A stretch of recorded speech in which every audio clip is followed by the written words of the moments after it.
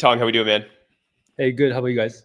Good. Appreciate you jumping on. So you're the founder of Holoworld AI, building the agent infrastructure for IPs and storytelling.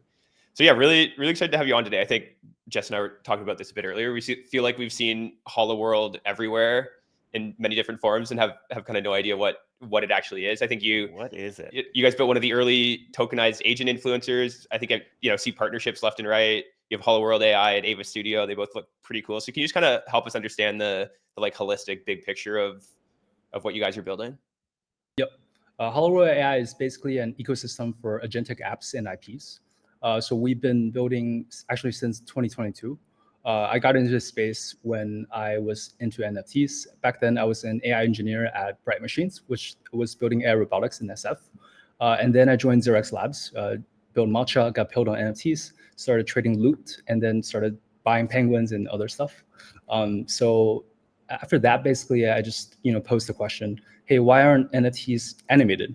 I just built a demo that basically animates NFTs, meaning like it captures my face using computer vision, compressed it to a browser, deployed it, and then started like talking to different projects, launched it with Anata, and then launched it with Pudgy and many other brands and IPs. And we just realized like, hey, this might be onto something. So yeah, Hologram really started there. We partnered with around 25 NFT projects back then, including Pudgy's, Milady's, and many of the really OG collections, and then also some Web2 IPs like Laura and Billy. But then after like NFTs like died down a bit in terms of hype, we realized like I think this thing still has common thread in across not only like in the NFT space but also like like in gaming, in different generations, right? People like to express themselves with digital avatars, with PFPs, like in Discords, for example. And then back then also ChatGPT was just coming out. So we just realized, hey, we need to give these things like personalities. We need to be able to customize, create our own personalities. And actually, Hollow World really came from the concept that in the future, in the age of AI, storytelling is really going to be the mode for most companies because AI is going to democratize software creation. It's going to make tech a lot more easy to create. But for brands, for companies, for creators, how are you going to differentiate? You're going to be able to tell better stories. You're going to build better communities through these stories. So Hologram has the ecosystem of tools to help creators, brands tell better stories. So, I mean, I feel like we probably got a little over our skis with the AI hype earlier this year. Obviously saw some tokens launch early, pump, and now we're maybe in the trough of disillusionment, at least in the sort of crypto meets AI world. I'm curious what you're seeing in your world that's giving you bullish, tingly feelings and excitement about the future. Yeah, I think in terms of like AI specifically, like just seeing how people are using these tools to already like garner like millions of views. I'm browsing through my TikTok feed. I see so many AI videos now. People actually don't know it's being created by AI. It was kind of scary. It's a little bit dystopian. But I realized basically every company is going to need AI videos. It's going to need AI tools in order to help tell their stories, to tell better marketing. And with Ava Studio, actually, one of our power creators was actually even able to create a video that got like engagement comment from Elon.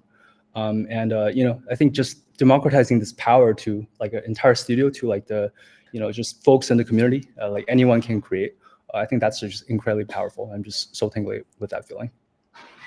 So you guys talk a lot about, I guess, like intelligent virtual beings. So when you think about this kind of this brand strategy, AI video production, do you also see brands having like, the Cluely intern strategy? Like, are brands going to have hundreds of kind of characters that they've created that are distributing these videos, or how do you think about that? Like, what is the future of these intelligent virtual beings, I guess? Yeah, I think the role of IPs is gonna play more and more into how brands do their strategy. We're kind of seeing hints of this in like consumer apps. For example, Duolingo, like their TikTok feed is filled with just the mascot, right? People love the brand because they love the mascot almost. And we also see that in Japan, where like actually anime, like waifus, anime characters are the face of many companies there as well. But not only that, I think even for brands that don't require like a face, like a character, I think they can benefit a lot. Just be able to just have the content being created by AI. But in a way, it's like more polished, more professional. I think it just takes some time for the models to actually be able to get there. So Ava Studio, I think you guys call it the first AI native creative studio. And I guess I think I very much agree that we're seeing an explosion in sort of AI creatives, and that people are maybe not being able to tell the difference. Though I think most of it is actually still pretty easy to pick out right now. And so I guess my question really is like, how would we use AI in sort of video production specifically? How do we use it well? Because I guess for me, it feels like when you have sort of this tool, a leverage, and the copying becomes just effortless, that this sort of opportunity to stand out becomes much less, and it's probably more about speed and novelty. And I guess I'm maybe ultimately asking, where's the competitive edge when everybody has these sort of super tools at their fingertips? Yeah, I think there's still gonna be arbitrage opportunities in your ability to actually like create the content. Even though there's so many models out there today, like how many of us are actually using the models, are actually learning like the prompt, the tricks. So like that niche of people is still like it's growing, but it's still very few. But so I think the massive like opportunity is really like connecting like really consumer facing experiences, apps with like people like who are super interested and can benefit a lot from this, but like can't spend the time to dive into this rabbit hole. Yeah. So I think like that is like the route Eva Studio is taking, right? I think the models are literally updating every week, and I think like, but at the same time, we don't see many like people actually being able to make the use of these models. So Ava Studio make it such that the agent actually helps abstract away all this complexity for you, so that you just have to worry about the idea. I mean, we create a ton of video here. We're not using Ava Studio. We probably should be, or at least we should go kick some tires there. Can you maybe walk through how we should approach using this, as obviously people who love creating content and growing an audience, but maybe a little bit behind in the AI production world? Yeah, I'd say first, what kind of video you're trying to create, right? You're trying to create like a hype video, a marketing video for your brand. I mean, I got to hype myself up. We hype, baby. Let's go all hype. Yeah, exactly. So, and what's your audience like? What kind of things, what kind of content resonate with them? Like one thing I saw really done really well by WAP was actually their audience is like super like internet like native, like teens to like early 20s, and they all grew up playing like video games. So their video was purely based on like a video game format. So I would say like think about But is the agent helping me think through this stuff, or is it only thinking through the production piece? Like, yeah, exactly. I think right now it's like you got to import your idea, but I think the next step will be like the agent basically sources you like the idea, right? It's like here are some inspirations you can take, or just like describe like the general idea, and we'll make it more specific. I'm curious how you think about the defensibility of these kind of foundational model wrapper products, and I guess where like the big opportunity is in building one for video production. Yeah, I'd say if the models are commoditized, right, I think the wrappers are like more bullish, right? Because like as the models get better, like the wrappers are just going to get better. And I think for the wrappers, like we also own their user relationship. And I'd say like we aren't a true wrapper because we also have the agent piece, where the agent actually is the piece that really make it insanely consumer friendly to use the actual models.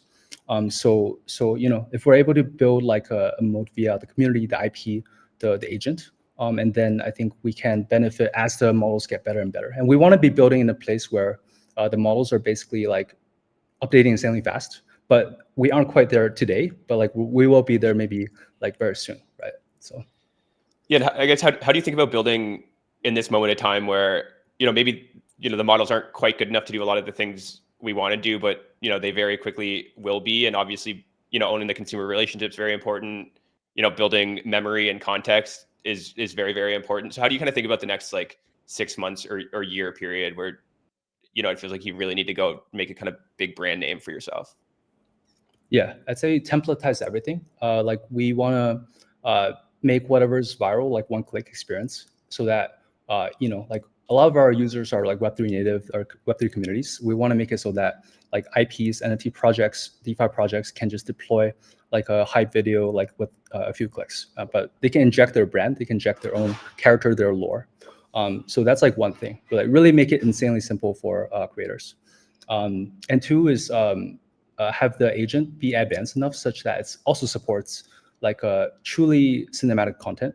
And we actually learn a lot from our community members, right? They're actually the ones using the tool to a degree where like they need to tell us like, okay, I need this, like you need to add this feature in. So I think the agent itself can be the way to make simple creators into advanced creators.